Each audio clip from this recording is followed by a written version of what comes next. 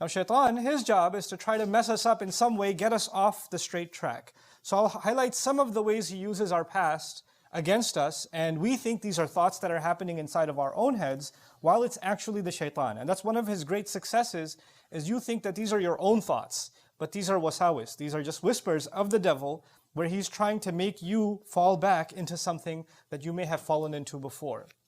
One of the ways that he does that is that maybe, for example, you used to be a better person. Maybe you used to be more diligent with your prayers. Maybe you were more observing of, if Allah forbade something, you stayed away from it. And if Allah said this is allowed, and that's the only thing, you were content with that. And you didn't fall into Allah's disobedience. And you were good. You could look back and you say you were good. And some people are like that. They look back and they say, you know what? There was a time I was a much better person. I'm disappointed with myself now. I remember the time when I used to stand in prayer and I used to cry. I don't know the last time I've shed a tear. Or I used to feel so much connected to Allah. I used to just kind of do dhikr all the time. I used to make the dua for coming into the house or leaving the house or going into the restroom or coming out of it. Or I used to just have every excuse to remember Allah. I used to be much kinder with my words. Now I use foul language. I use bad words against people. I lose my temper. I speak about people. I backbite. I've developed all these habits. I didn't used to be like this. But I was a much better person. So there's one thing to compare yourself to somebody else, but even when you compare yourself to yourself, some people were in a much better place before. And so shaitan says, well, that part of you is dead. That's gone. That's never coming back. Listen, that's over with. This is who you are now. And he'll make you almost give up on yourself. While the reality is that if you were capable, if Allah made you capable of living a certain way, and living by a certain standard, and you upheld it, you were able to do it, then that actually means that you will forever be capable. That's actually proof to yourself. It's one thing that you never accomplish something. You were never able to accomplish something. And you say, well, I can't do it. Well, maybe there's some truth to that. Maybe you haven't even tried. Or maybe I can't say for sure that you're capable. But you lived by something. You had certain capability. You were doing better. Now it's known that you have that, you possess that in you, that faith in you, that strength in you. And so shaitan wants you to convince you that you no longer have that capability because of whatever experiences you've gone through or I've gone through. Now we will never go back to who we were again. At least in our spiritual sense, we can't go back. Now understand something. Emotionally, maybe you can't go back. Emotionally, when somebody's scarred, maybe they're changed forever and that's okay. That's life. That happens. Maybe if somebody, the loss of a child is not something easy to get over, for example. So there are kinds of trauma or kinds of experiences that maybe our entire lives will be chipping away at trying to heal, and we may never get there.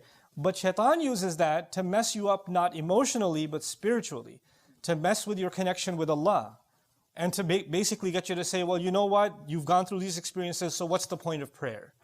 The prayers no longer count. And so that's one kind of attack the shaitan uses against you and me, is to make you lament, make you think back with regret about better days that are never going to come back for you. The other thing shaitan wants you to do from behind is, things bad experiences that you had, and you start questioning, why did this happen to me? Right? You and I have gone through terrible experiences in life. This is a part of life. Allah created this life as a trial, and every one of us has different kinds of trials, and some of those trials are not easy. And when you think about what happened, it's very painful.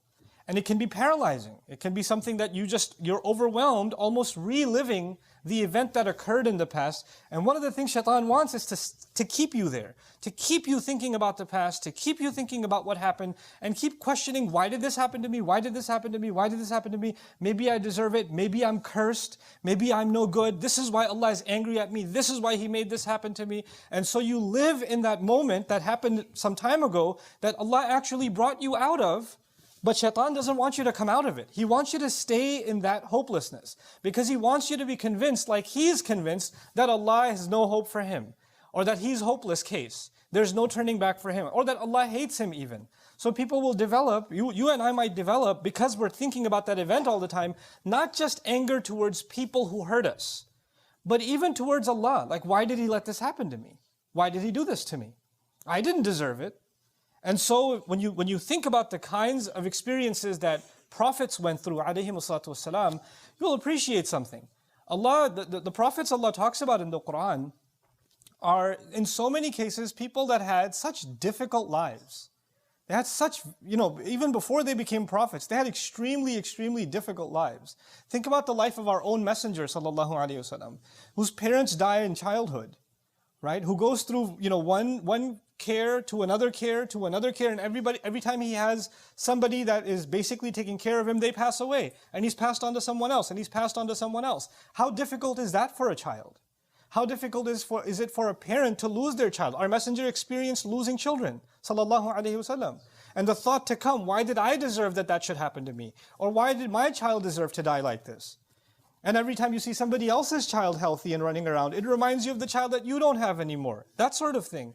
So these are the kinds of pains Allah put even prophets through, alayhimu salatu wasalam. The reason I'm saying that is for you and me to know that these pains that we experience in life are not a proof that Allah has cursed you, or Allah is angry at you, or you're going through bad experiences because Allah is mad at you and Allah is punishing you for something. That's not the case. Some of the best people that ever lived had very difficult lives, had very hard times. And it's not because Allah doesn't love them. So this life was made with trials, with difficulties that we have to learn to navigate. Shaitan wants us to believe everything that happens to us, somehow figure out a way to blame Allah for it. Figure out a way to blame Allah. Why? Because that's what he did. فَبِمَا أَغْوَيْتَنِي. He blamed Allah. When he refused to do sajda and he was cast out, he blamed Allah immediately. That's where he wants you to get to. And so he uses that past bad experience, that painful experience, to try to pull you away from Allah also. Another way he uses your past is that he will, maybe some of us, we lived a life of sin before. Maybe you had friends or, your relationships that were leading you down a road of sin, that you kept falling in and falling in and falling in.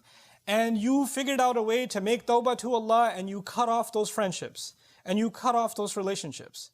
Whether those people are, their judgment is with Allah. But you for yourself, you decided that those people may not be evil, but I know that when I'm in their company or when I'm around, then I fall into evil. So I'm going to try to protect myself, and I'm going to pull away as much as I can and try to fix myself with Allah. You will know in your personal life who those people are. And maybe you had people like that in your life that were pulling you into sin, whether they realized it themselves or not. And maybe it's not even their fault, maybe it's your own weakness. But since you recognize that, you say, you know what? Every time I've tried, I've fallen back into sin, I'm going to discontinue some of these relationships, not because I hate these people, not because I'm better than them, not because, I want them to suffer, but because I want to save myself. I want to pull myself away. And when you pull yourself away, shaitan will come and say, hey, don't you miss the old friendship? You don't miss those guys? You don't miss her, man? You don't miss this? You don't miss that? And he wants you to pull back. Go back, go back, go back. The same way some people left sin. Literally sin. They left drinking. They left drugs.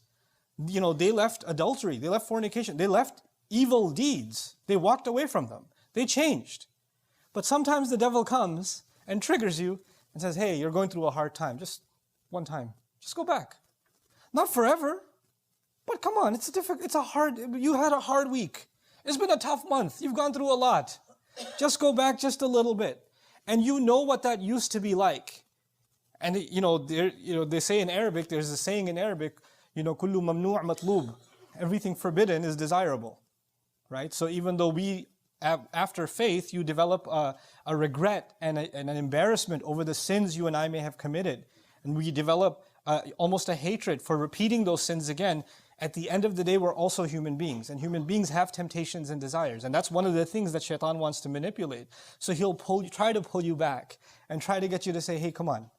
You know how it used to be, right? It was so much better for you. You felt so much easier. And why deny yourself? Who's going to find out? Just go back. So he wants to pull you back into a way of sin. This is the way that he comes at you from behind.